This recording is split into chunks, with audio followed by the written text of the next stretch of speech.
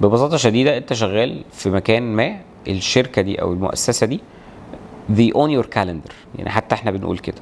فهم ادوا لك مقابل مادي، مقابل وقتك، علشان تعمل حاجات خاصه بالشركه. صح ولا غلط؟ مش شرط ديفلوبرز، يعني اي حاجه في الدنيا، يعني اي حاجه انت بتعملها في اي شغلانه، الشركه اللي المفروض هي اللي بتمتلك حقوق الملكيه الفكريه للحاجات دي. سمعنا كتير ان الناس سابوا شركات وراحوا فتحوا شركات وخدوا الداتا معاهم، وخدوا السوفت وير كود معاهم، وخدوا العملاء بتوع الشركه دي معاهم. للاسف ده ممكن ان هو يكون بيحصل، بس ده غير اخلاقي.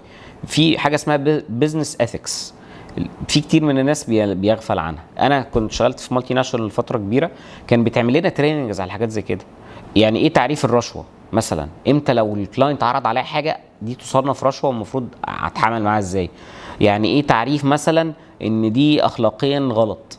كل الحاجات دي مهم جدا ان احنا نحطها في الاعتبار.